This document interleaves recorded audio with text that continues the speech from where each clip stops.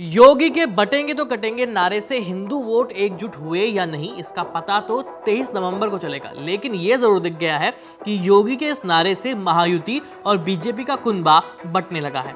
बटेंगे तो कटेंगे पर अब अजीत पवार और देवेंद्र फडणवीस आमने सामने आ गए हैं। और फडणवीस ने तो यहां तक कह दिया है कि अजीत पवार लंबे समय तक हिंदू विरोधी लोगों के साथ रहे हैं, इसीलिए उनकी सोच भी वैसी ही हो गई है।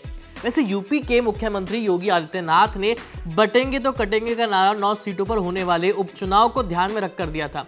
उन्हें तो इसका भी अंदाजा नहीं होगा कि इस नारे से विपक्ष में नहीं बल्कि उनके ही महागठबंधन में फूट पड़ने लगेगी और नेता आमने सामने आ जाएंगे, क्योंकि अजीत पवार और उनके नेताओं ने इस नारे का खुलकर विरोध कर दिया है, जिसमें नवाब मलिक, उनकी बेटी सना मलिक और जीशान सिद्दीकी शामिल है।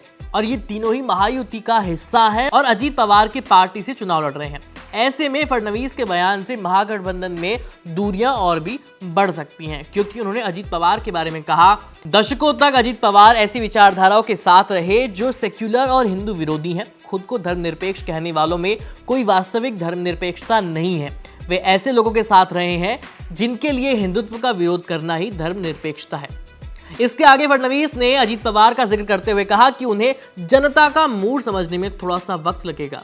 ये लोग या तो जनता की भावना को समझ नहीं पाए हैं, या इस बयान का मतलब नहीं समझ पाए हैं, या बोलते समय शायद वो कुछ और बोलना चाह रहे थे लेकिन कह कुछ और गए। वैसे फडणवीस ने अजीत पवार पर पलटवार करते हुए उन्हें हिंदू विरोधी विचारधारा से प्रभावित बता दिया।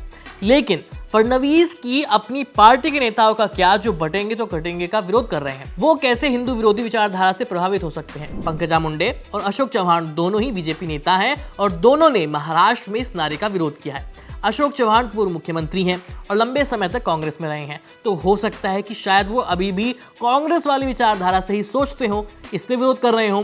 शायद वो इसलिए बटेंगे और कटेंगे के खिलाफ है। लेकिन पंकजा मुंडे का क्या?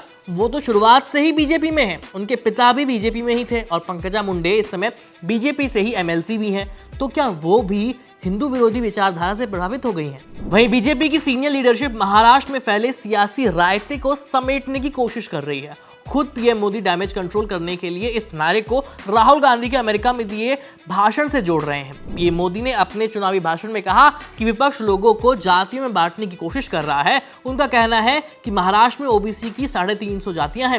ये 350 जातियां मिलकर ओबीसी समूह बनाती हैं। अगर 350 जातियां अलग अलग हो जाती हैं तो ये समूह नहीं रहेगा, इसलिए हमें बंटना नहीं है। अगर लोग विपक्ष के बहकावे में आकर जातियों में बढ़ जाएंगे तो वो अपने अधिकारों के लिए लड़ नहीं पाएंगे और इस तरह से वो विकास से कट जाएंगे। अब फडणवीस समेत महाराष्ट्र बीजेपी के सभी बड़े नेता पीएम मोदी के बताए इस मतलब के साथ बटेंगे तो कटेंगे वाले नारे का समर्थन कर रहे हैं। इसमें उन्हें एकनाथ शिंदे और राज ठाकरे का भी समर्थन मिल रहा है, लेकिन अजित पवार और उनके नेता अभी भी इस नारे के विरोध में ही खड़े हैं। खैर, इस खबर में इतना ही। महाराष्ट्र चुनाव से जुड़े सारे अपडेट्स जानने के लिए देखते रहिए बीपी लाइव। मेरा नाम है आयुष। धन्यवाद।